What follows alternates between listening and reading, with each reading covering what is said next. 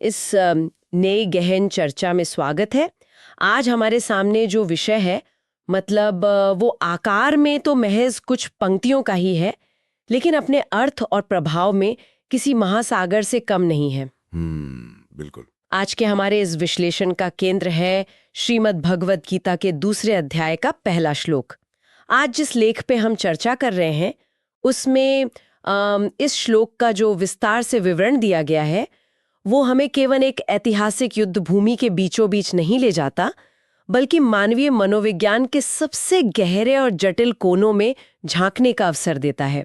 सही बात है, और ये बहुत ही दिलचस्प है। हाँ, तो आज हमारा मुख्य उद्देश्य यही समझना है कि कुरुक्षेत्र के उस भयानक युद्ध के बिल्कुल मुहाने पर दुनिया का ये महान उपदेश ठीक इसी क्षण में क्यों शुरू होता है। ये सिर्फ एक प्राचीन घटना का वर्णन नहीं है, बल्कि ये समझना है कि कैसे ये पल हर इंसान के आंतरिक संघर्ष का प्रतीक बन जाता है। चलिए इसे विस्तार से समझते हैं। ये एक अकेला श्लोक जो पूरी गीता की नींव रखता है, आखिर हमारे सोचने के तरीके को कैसे चुनौती देता है। देखिए, ये वास्तव में एक बहुत ही गहरा विषय है। इस विश्लेषण की सबसे खास बात यह है कि ये अंक किसी भी बड़े ज्ञान की प्राप्ति से ठीक पहले की उस चरम मानसिक उथल-पुथल को सामने लाता है। किसी भी बड़े और जीवन को बदल देने वाले सत्य को समझने से पहले इंसान का मन जिस गहरे द्वंद्व और जिस भटकाव से गुजरता है, वो इस विवरण में बहुत ही स्पष्ट रूप से दिखाई देता है। ये श्लोक सिर्फ एक युद्ध का वर्णन नहीं है, बल्कि ये उस मानसिक जमीन को तैयार करने की प्रक्रिया है जिस पर आगे चलकर ज्ञान और स्पष्टता का एक विशाल महल खड़ा होने वाला है। बिल्कुल, और इस दृश्य की कल्पना करना ही अपने आप में कई सवाल खड़े कर देता है। यहाँ जो तथ्य सामने आता है वो ये है कि ये पूरा दृश्य संजय द्वारा वर्णित किया जा रहा है। संजय जो युद्ध भूमि का आंखों देखा हाल धृतराष्ट्र को बता रहे हैं, बिल्कुल किसी लाइव कमेंट्री की तरह। हाँ, एकदम एक लाइव ब्रॉडकास्ट की तरह, है ना। और वो दृश्य क्या है? दृश्य ये है कि अर्जुन, जो उस समय के सबसे महान और सबसे पराक्रमी योद्धा माने जाते हैं, वे पूरी तरह से टूट चुके हैं। उनकी आंखों में आंसू भरे हुए हैं।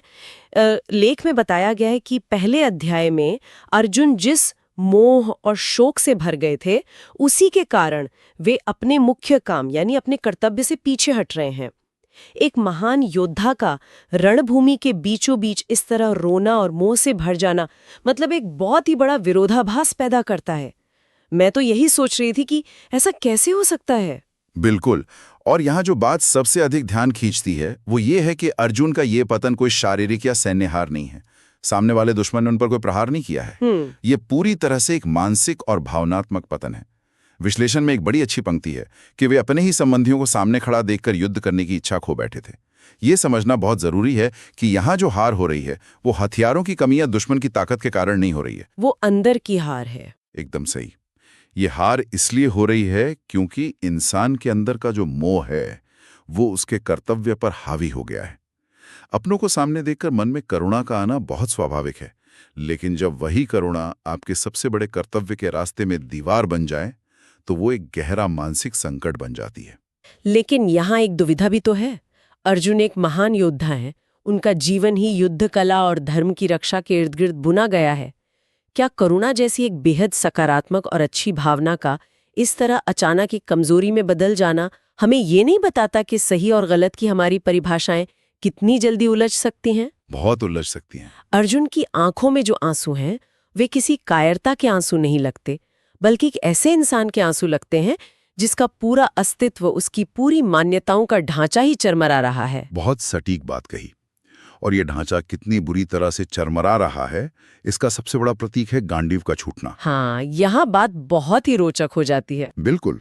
विश्लेषण में इस बात पर बहुत जोर दिया गया है कि इस निराशा और शोक का जो चरम बिंदु आता है वो तब है जब अर्जुन के हाथों से उनका धनुष यानी उनका गांडीव खिसक जाता है और वे निराश होकर रथ पर बैठ जाते हैं। गांडीव का छूटना सिर्फ एक हथियार का गिरना नहीं है, वो उनकी पहचान है। बिल्कुल। एक योद्धा के लिए उसका शस्त्र ही उसकी पहचान होता है, उसका आत्मविश्वास होता है। अर्जुन को जाना ही गांडीवधारी के रूप में जाता था। तो जब गांडीव हाथों से फिसल रहा है तो वास्तव में अर्जुन की पहचान और उनका उद्देश्य उनके हाथों से फिसल रहा है।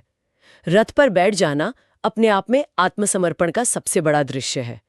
और ये आत्मसमर्पण किसी शत्रु सेना के सामने नहीं हो रहा है, बल्कि अपनी ही भावनाओं और अपने ही डर के सामने हो रहा है। और यहीं से वो सबसे बड़ा सवाल खड़ा होता है जो आज भी हर इंसान को परेशान करता है। जब भावनाएं और कर्तव्य आमने सामने हों तो क्या चुना जाए? अगर हम इस स्थिति को व्यापक संदर्भ से जोड़ें तो रथ पर हताश होकर बैठ जाना केवल 5000 साल पुराने एक ऐतिहासिक चित्र नहीं रह जाता। ये तो आज की भी सच्चाई है। बिल्कुल, ये उस मानसिक स्थिति का बिल्कुल सटीक चित्रण है जब कोई भी व्यक्ति अपने जीवन की चुनौतियों के सामने पूरी तरह से सोचने समझने की शक्ति खो देता है।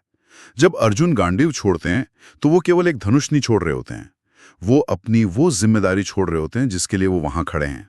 इसे समझना बहुत जरूरी है क्योंकि आज के हमारे इस लेख का अगला और सबसे महत्वपूर्ण हिस्सा इसी कर्तव्य बनाम भावना के संकट पर आधारित है। ये सिर्फ अर्जुन की कहानी नहीं है। इसमें स्पष्ट रूप से कहा गया है कि यह हर मनुष्य के जीवन का वो क्षण है जब वो अपनी जिम्मेदारियों और अपनी भावनाओं के बीच बुरी तरह उलझ जाता है। जरा कल्पना की जा सकती है उस स्थिति की जब सामने कोई ऐसा काम हो जो करना सही है, जो एक जिम्मेदारी है, लेकिन दूसरी तरफ अपने लोग हों, रिश्ते हों, भावनाएं हों। और यही वो बिंदु है जहां ये चर्चा हमारे रोजमर्रा के जीवन से जुड़ जाती है। जीवन में कई बार ऐसे मोड़ आते हैं जहां भावनाओं का तूफान इतना तेज होता है कि वो तर्क और कर्तव्य और जिम्मेदारी के सारे तटबंधों को तोड़ देता है। बिल्कुल। अर्जुन का संकट भी यही है। वे ये नहीं भूले हैं कि युद्ध क्यों हो रहा है। वे जानते हैं कि धर्म और न्याय किस तरफ है, लेकिन जब बात अपनों पर आती है, जब सामने अपने ही गुरु और परिवार के लोग खड़े होते हैं, तो भावनाएं उनके कर्तव्य बोध को पूरी तरह निगल जाती हैं। इससे एक बहुत ही महत्वपूर्ण सवाल उठता है कि क्या भावनाओं के बहाव में आकर अपने कर्तव्य से मुंह मोड़ लेना सही है? मुझे यहाँ जो बात सबसे अच्छी लगी वो ये है कि इस पूरे विश्लेषण में कहीं भी अर्जुन का मजाक नहीं उड़ाया गया है या उन्हें कमजोर नहीं ठहराया गया है। उन पर कोई फैसला नहीं सुनाया गया है कि वे कायर हैं या डरपोक है। अर्जुन का मोह और उनका शोक बहुत ही स्वाभाविक मानवीय प्रतिक्रियाएं हैं। एकदम स्वाभाविक है। इस पूरे दृश्य को इतना यथार्थवादी बनाता है। अर्जुन को यंत्र या मशीन नहीं है, वे एक इंसान है, और एक इंसान के रूप में उनका इस तरह टूटना बहुत स्वाभाविक है। इस बिना किसी पूर्वाग्रह के किए गए विश्लेषण से ये बात बिल्कुल साफ होती है कि भावनाओं का होना या करुणा का होना कोई गलत बात नहीं है। समस्या तब शुरू होती है जब वो भावनाएं इंसान को पंगु बना दें, जब वे उस काम को करने से रोकें जो एक बड़े हित के लिए आवश्यक है। और ये संकट आज के समय में हर व्यक्ति के जीवन में देखा जा सकता है। एकदम सही कह रहे हैं आप। जैसे किसी पेशेवर जीवन में या वर्कप्लेस पर कोई कठिन निर्णय लेना हो जहां किसी ऐसे व्यक्ति को नौकरी से निकालना पड़े जो एक अच्छा दोस्त भी हो, या फिर व्यक्तिगत जीवन में जहां किसी सच्चाई का साथ देने के लिए अपने ही परिवार के खिलाफ खड़ा होना पड़े। जब भावनाएं चरम पर होती हैं तो अक्सर इंसान अपने मुख्य रास्ते से भटक जाता है। ये भटकाव ऐसा होता है कि जो गलत है वही सही लगने लगता है। हाँ, और करुणा आमतौर पर एक बहुत ही सकारात्मक भावना मानी जाती है, लेकिन इस विशिष्ट परिस्थिति में जो करुणा अर्जुन के मन में उठ रही है वो अज्ञान और मोह से उपजी है। वो उन्हें उनके मुख्य उद्देश्य से भड़का रही है। वे एक ऐसे युद्ध से भागना चाहते हैं जो समाज में न्याय स्थापित करने के लिए अनिवार्य है। जब इंसान इस तरह के गहरे भटकाव में होता है तब उसे किसी बाहरी मदद या एक सही दिशा की आवश्यकता होती है। और ठीक इसी क्षण में जब अंधेरा सबसे घना है, जब भटकाव अपने चरम पर है और अर्जुन रथ पर बैठ चुके हैं, तब इस विश्लेषण के अनुसार एक निर्णायक मोड़ आता है। भगवान श्री कृष्ण का प्रवेश होता है, या यूं कहें कि उनके वचनों का आरंभ होता है। यहाँ जो तथ्य दिया गया है वो समय के चुनाव को लेकर बहुत ही अद्भुत है। इसी गहरे संकट और निराशा की स्थिति में अर्जुन को देखकर भगवान श्री कृष्ण अपना उपदेश आरंभ करते हैं। लेकिन यहाँ एक बात मुझे थोड़ी हैरान करती है। श्री कृष्ण तब तक मौन रहे जब तक अर्जुन पूरी तरह से टूट नहीं गए। वे पहले भी तो अर्जुन को समझा सकते थे। ये मानवीय मनोविज्ञान का एक बहुत ही गहरा पहलू है। ज्ञान हमेशा एक खाली पात्र में ही प्रवेश कर सकता है। जब तक अर्जुन अपने तर्क दे रहे थे, जब तक वे ये सोच रहे थे कि वे जो कर रहे हैं वही सही है और युद्ध न करना ही सबसे बड़ा धर्म है, तब तक ज्ञान के लिए उनके मन में कोई जगह नहीं थी। जगह ही नहीं थी। बिल्कुल। जब गांडीव छूट गया, जब उनके सारे तर्क खत्म हो गए और वे पूरी तरह से खाली और हताश हो गए, केवल उसी क्षण में श्री कृष्ण ने अपने वचन कहने शुरू किए। ये बात वाकई सोचने वाली है। आम जीवन में जब कोई इंसान इतना परेशान हो, रो रहा हो, हताश होकर बैठ गया हो, तो आम तौर पर क्या किया जाता है? उसे सांत्वना दी जाती है, चुप कराया जाता है, पानी पिलाया जाता है। लेकिन यहाँ श्री कृष्ण कोई साधारण सांत्वना नहीं दे रहे हैं। विश्लेषण स्पष्ट करता है कि श्री कृष्ण इस स्थिति में अर्जुन को 3 मुख्य बातों का उपदेश देना आरंभ करते हैं: ज्ञान, कर्म और आत्मा का सत्य। एक रोते हुए इंसान को दर्शन, शास्त्र और ज्ञान की बातें बताना ये थोड़ा अजीब नहीं लगता? ऊपर से देखने पर ही अजीब लग सकता है, लेकिन अगर हम इसे गहराई से समझें तो सांत्वना से कभी भी समस्या का मूल कारण नष्ट नहीं होता। सांत्वना केवल एक बैंडेड की तरह है जो कुछ देर के लिए दर्द को छुपा लेती है। श्री कृष्ण एक सच्चे गुरु के रूप में अर्जुन की इस मानसिक बीमारी का जड़ से इलाज करना चाहते हैं। इसलिए वे सीधे उन 3 स्तंभों पर प्रहार करते हैं जो इस संकट को हमेशा के लिए खत्म कर सकते हैं। तो चलिए इन तीनों स्तंभों को थोड़ा और आसान भाषा में समझने की कोशिश करते हैं। पहला स्तंभ है ज्ञान। अर्जुन को किस बात का ज्ञान दिया जा रहा है? यहाँ ज्ञान का मतलब किताबों से मिलने वाली जानकारी नहीं है। अर्जुन का जो मोह है वो अज्ञान से पैदा हुआ है। वे शरीर और रिश्तों को ही सब कुछ मान बैठे हैं। इसलिए उन्हें सबसे पहले ये ज्ञान देना आवश्यक है कि वास्तविकता क्या है और भ्रम क्या है। जब तक इंसान को ये नहीं पता होगा कि असलियत क्या है, वो अपने भ्रम को ही सच मानता रहेगा। इसके बाद आता है दूसरा स्तंभ, यानी कर्म। और यहीं सबसे बड़ी उलझन पैदा होती है। अक्सर कहा जाता है कि बिना फल की आस किए अपना कर्तव्य करो, लेकिन जब सामने अपने ही लोग हों तो फल की चिंता किए बिना कोई कर्म कैसे किया जा सकता है? ये सुनने में तो अच्छा लगता है, लेकिन इसे जमीन पर कैसे उतारा जाए? यही तो कर्मयोग की सबसे बड़ी खूबी है। श्री कृष्ण अर्जुन को ये नहीं कह रहे हैं कि तुम पत्थर बन जाओ या अपनी भावनाएं मार दो। वे कह रहे हैं कि अधिकार केवल कर्म करने पर है। जो किया जा रहा है उस प्रक्रिया पर ध्यान देना है, ना कि उससे मिलने वाले नतीजे या उसके भावनात्मक बोझ पर। प्रक्रिया पर ध्यान देना है। बिल्कुल। जब नतीजे से खुशी या दुख को अलग कर लिया जाता है, तब काम पूरी स्पष्टता और बिना किसी डर के किया जा सकता है। अर्जुन युद्ध से इसलिए भाग रहे हैं क्योंकि वे परिणाम यानी अपनों की मृत्यु से डर रहे हैं। और यही डर हमें तीसरे और सबसे गहरे स्तंभ की ओर ले जाता है, जो है आत्मा का सत्य। अर्जुन का सबसे बड़ा डर मृत्यु है, अपनों को खोने का डर है। उन्हें लगता है कि इस युद्ध के बाद सब कुछ खत्म हो जाएगा। एकदम सही। और जब तक ये डर मन में रहेगा, कोई भी इंसान आजादी से अपना कर्तव्य नहीं निभा सकता। जब श्री कृष्ण आत्मा की अमरता का सत्य बताते हैं कि जो वास्तव में है वो कभी मरता नहीं और जो मरता है वो केवल एक बाहरी आवरण है, तो वो मृत्यु का डर हमेशा के लिए खत्म हो जाता है। जब खोने का डर ही नहीं रहेगा तो मोह कैसा? और जब मोह नहीं रहेगा तो कर्तव्य के मार्ग में कोई बाधा नहीं रहेगी। ये सच में एक अद्भुत दृष्टिकोण है। तो इस चर्चा को समेटते हुए ये कहा जा सकता है कि दूसरे अध्याय का यह पहला श्लोक वास्तव में गीता के पूरे उपदेश की एक भूमिका या एक नींव के रूप में काम करता है। यह वो दरवाजा है जहां से अंधकार से प्रकाश की ओर यात्रा शुरू होती है। मोह और शोक का अंधकार और ज्ञान तथा कर्म का प्रकाश।